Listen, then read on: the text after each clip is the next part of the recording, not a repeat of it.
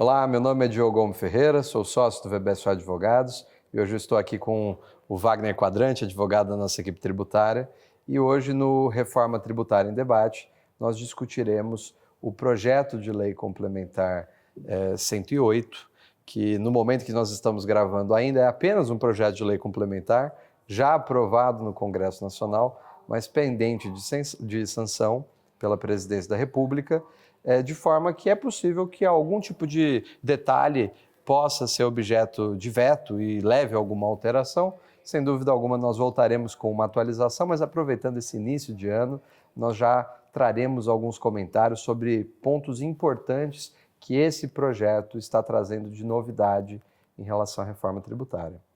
Então, Wagner, vamos direto ao ponto. Qual é uma questão que você vê nesse novo projeto que lhe parece importante de ser trazida aqui para aqueles que estão nos ouvindo? Legal, Diogo. Bom, novamente é um prazer estar aqui falando com vocês. E indo direto ao ponto, eu acho que um dos principais artigos que estão sendo incluídos, inclusive na Lei Complementar 214, pelo PLP 108, é o artigo que trata da possibilidade de apresentação de consulta tributária. E aí, aqui eu vou até dar um passo atrás e falar, tem um monte de cliente, um monte de contribuinte que, quando a gente fala apresentação de consulta tributária, ele já fica de cabelo em pé, ele fica com medo, porque ninguém quer perguntar para ouvir uma resposta que não quer ouvir, né? Mas, na prática, a gente está num ambiente de análise da legislação e de pendência de publicação de tanta coisa, que um monte de operação e um monte de tratamento tributário a gente também não tem certeza de como que vai ser feito. A gente gosta de dar a opinião para o cliente, a gente traz o melhor embasamento, traz com base na experiência do que acontece hoje para fins de tributos indiretos, mas o fato é que a gente não sabe se isso vai ser tratado da mesma forma. Então, a ideia aqui, eu acho que um dos principais pontos que são trazidos na lei é a possibilidade de apresentação de uma consulta tributária assim que for sancionada a legislação e provavelmente for instituído o Comitê Gestor de IBS-CBS. E por que eu acho isso? Porque tem determinadas operações que elas são tratadas diferentes até pelos estados. Então vamos imaginar o cenário aqui que a gente está aqui no estado de São Paulo, a gente faz a operação de determinada forma, ele trata desse jeito, e como eu estou no estado de São Paulo, hoje eu pago e emito nota fiscal com base na legislação do estado de São Paulo.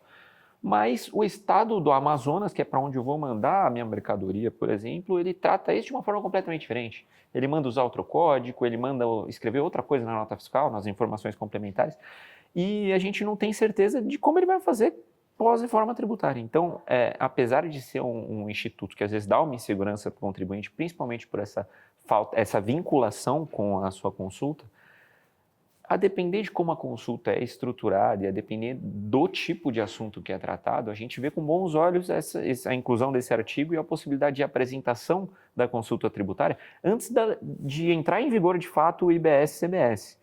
Porque daí a gente já começa fazendo direito, né? Lembrando que em 2026 a gente vai estar num período de teste, seria muito legal já começar usando o tratamento que é adequado para aquela operação e o que o fisco manda, né? Sobre consulta, eu sempre lembro daquela frase, né? Tem que tomar muito cuidado para colocar a mão dentro da boca do leão e perguntar se ele está com fome, né? Ele pode te dar uma mordida. Mas como você bem colocou, não é uma pergunta que seja feita de forma leviana, desavisada. Tem que ter estratégia por trás, tem que haver um cuidado realmente em se perguntar. E não se pergunta simplesmente se algo é tributável ou não. Muitas vezes se pergunta como tributar, como assegurar que todos os requisitos para não tributação foram ocorridos. E vale lembrar que a reforma também tem muito da dinâmica de uma tributação ampla, mas de um creditamento amplo. Então, muitas vezes, constatar que uma determinada circunstância está sujeita à tributação não é o fim do mundo, porque numa outra ponta é possível que haja crédito, isso pode ser alinhado em termos contratuais ou termos de gestão, né, de um grupo empresarial. Mas é uma estratégia importante da gente ter clara. Exatamente. E como a gente vê, acho que uma das principais discussões, uma das perguntas que a gente vê muito e em todas as análises que a gente faz é se determinado bem é tratado como de uso e consumo pessoal. Por exemplo, provavelmente haverá muita pergunta a respeito se determinada despesa é enquadrada ou não como bem de uso e consumo pessoal. E aí a gente entra aqui naquela discussão que, salvo engano, é o artigo 57, parágrafo 3º, inciso 5º, que fala que dependerá da regulamentação para saber se aquilo vai ser considerado ou não de uso e consumo pessoal. E pode ter certeza, tá? Que nem tudo vai estar na regulamentação. E é aí que entra a consulta tributária. Aqui entra justamente aquilo que o Diogo falou, de eu não pergunto aquilo que eu não quero ouvir a resposta. Então, tem que ser feito com muito cuidado algum tipo de pergunta para saber se determinada despesa vai ou não ser considerada como de uso e consumo pessoal, e assim como todas as outras operações. E existe um outro ponto também, que é em relação à tributação. Muitas empresas, muitos benefícios fiscais, muito tratamento tributário, vai deixar de existir. Vai ficar tudo sendo meio que uma alíquota padrão. Então, tem muita pergunta que vai ser mais procedimental, a respeito da obrigação acessória.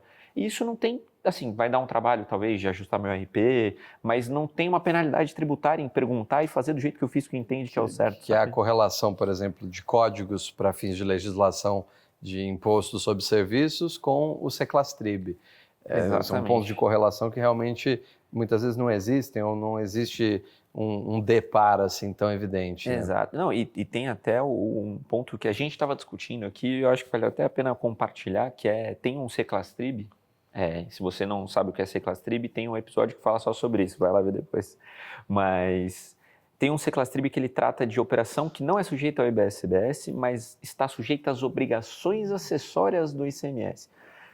Só que, poxa, acho que quase toda nota fiscal de mercadoria é uma obrigação acessória de ICMS. Então, mesmo que não seja fato gerador de ICMS. Mesmo que não seja fato gerador de ICMS. Então, aquele Seclastrib, ele anula os outros? Então, essa é uma pergunta que dá para apresentar, por exemplo, ou pedir algum ajuste da Receita Federal. Exato. Porque, de fato, muitos aspectos técnicos estão contando com um esforço gigantesco por parte das autoridades fiscais, mas é um ajuste de um sistema que precisa se enquadrar e se acoplar a um sistema que já existe há muito tempo, que não é uniforme, o que traz muitas vezes algumas medidas que não estão muito claras, não se sabe exatamente o que fazer com elas. Você falou de preenchimento de obrigação acessória, mas eu fico pensando nos casos de cost sharing, de compartilhamento de custos intragrupo, que é algo não expressamente tratado na lei, tem trazido muita dúvida, tem gerado muita preocupação e envolve dúvidas tanto do ponto de vista procedimental quanto se o tributo é de fato devido, o que poderia ser feito para afastar a incidência do tributo. Tudo isso é matéria potencial para essa ferramenta de consulta que deve começar a ser usada ao longo de 2026. Com certeza. Tudo aquilo que, só o último ponto, que é tudo aquilo que era embasado por meio de nota de débito, com certeza tem algum ponto ali que vai demandar uma consulta, alguma incerteza, que não é só a nota técnica de uma nota fiscal que vai falar se eu tenho que emitir essa nota fiscal ou não. Pode ter certeza também. Naturalmente, como a gente já comentou, tudo isso sempre pensando na consulta como aquilo que ela de fato é, uma abertura que se dá para a autoridade fiscal. Isso sempre com muita cautela, com muita atenção, porque a ideia realmente não é colocar, como eu havia dito, a mão na boca do leão e perguntar se ele está com fome. Mas feita essa breve apresentação inicial, agora no início do ano, de algumas das mudanças que estão sendo trazidas pelo projeto de lei, quando esse vídeo for publicado, a gente imagina já seja uma lei efetiva, a gente certamente voltará com uma série de outras novidades que foram trazidas, mas por hoje é só, eu agradeço a sua atenção e ressalto que nós estamos à sua disposição para aquilo que for necessário. Obrigado.